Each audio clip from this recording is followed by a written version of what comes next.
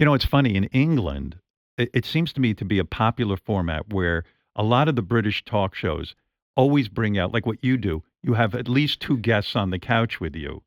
And I, as a host, would find that very, very difficult. I've talked to you about this before. We want our show to feel more like a dinner party and less like an interview. Right. So it's about my favorite moments in the show are when we'll go in with, 8, 9, 10 questions for a segment and we'll get to 2 of them. Right. Because another guest has gone, really? I do exactly the same. What I do. And then someone goes, yes, I've been to that restaurant, wherever. And it becomes more of a chat, more of a conversation. It's true. Than it is an interview. If I was going out to LA, I would stop by your show, but I wonder who I would be on the couch with. But I would never ask, because whoever it is, it's got to be funny.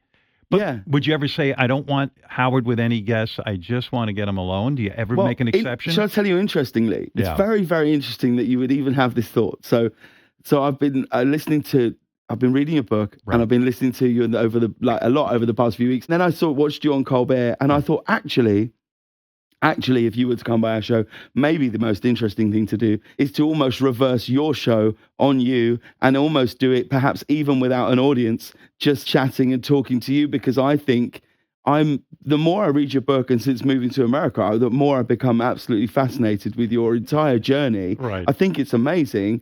I think it's kind of inspiring, actually, the notion of being able to change publicly and how you can do that, I think is an incredible thing. So when I was watching you on Stephen's show, I was like, maybe there's a world where we would do that. But then we might back ourselves into a corner where other guests would go, well, Howard was on his own. Right. That might be the problem. Yeah, that's where I think the format could be frustrating. But who cares if you break the format, or your own format? It's crazy, right? Yeah, I think so. And I think these things are always about evolving. I think you've almost got to evolve before your audience, in a way. Yes, or else you become a guy doing his greatest hits. Yeah, and I think you've always got to be aware of, like, when do we change? Like, I think the Beatles are the best example of that. Like, when they came out, they had like mop top haircuts and were like, ooh. And then before anybody realized, they had long hair and were singing Lucy in the Sky with Diamonds. And you're like, you've got to evolve before your audience. You've got to take them with you. Yes. Rather than sit stagnant in the water,